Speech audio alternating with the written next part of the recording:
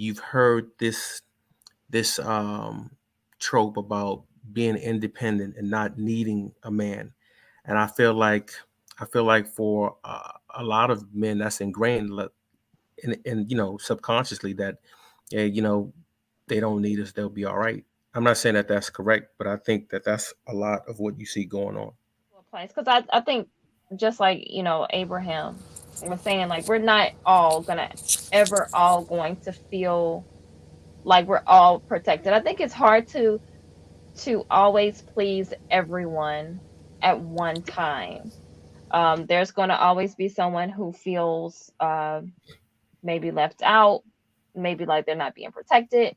But I do think that we have to get to a place where the consensus is feeling that way. We're going to have to become the elders to our grandchildren and passing those things down.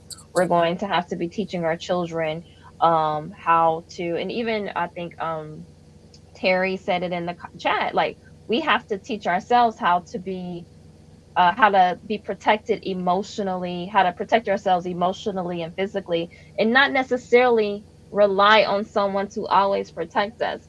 Because a lot of times I do say that protection looks a certain way. It does look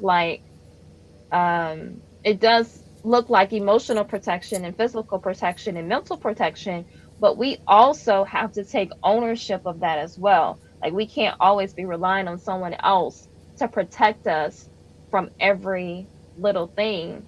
And so I think it's all of it has to come together. And so what do and Abraham, I would kind of like you to chime in on this. Who are you willing to protect? First and foremost, my family first. Hmm. Um, I think someone mentioned something about the a woman being um, violated. I don't mean to Hmm. use the R word. Um, I don't know that I could sit back and watch. I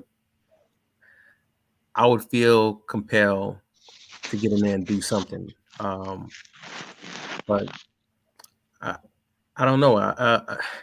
Like I want to go back to like what like Cheryl was saying um, when she talked about her father.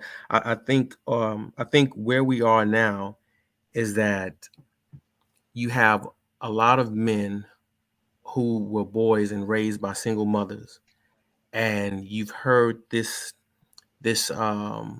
trope about being independent and not needing a man. And I feel like for a lot of men that's ingrained in subconsciously that yeah, they don't need us, they'll be all right. I'm not saying that that's correct, but I think that that's a lot of what you see going on. I don't know if I'm making much sense, but um, to my mind, that's what I think is happening.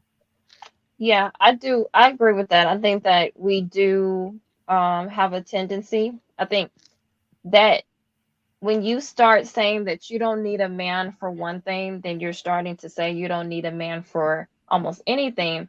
And I think someone even said it before in another chat. They were saying that we have all of these luxuries now. We can go and we can get our food delivered. We can get almost anything. Anything we want, we can have at our fingertips. If we want to please ourselves, we can find a way where we don't need a man for it. So when we start saying that we don't need a man for one thing, we're saying that we don't for lots of things. Yeah, well, I mean, you don't need a man until you do, right? It's just Right, like it's right, just it's just like how in a lot of our communities people hate the police until they need 'em. You right. know what I mean? And things are about to get hectic out here. It's about to be like the Hunger Games. I mean, you Mhm. see where this economy is going. You see inflation going up. Um, at one point, when you look at New York City, it was gentrifying and it was kind of safer, but violence level in New York City is rising back to like how it was back in the 90s. So things are changing across the country. So This notion that you don't need a man, I think I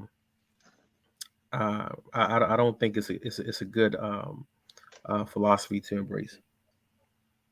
Right. And Sherelle, I would like you to chime in on that as far as because do in your generation, do you see a lot of women in your generation? Because I know I was kind of going in that generation when I was like in my early 20s and late teens, early 20s. I That's when we were starting to hear that a lot. I don't need a man.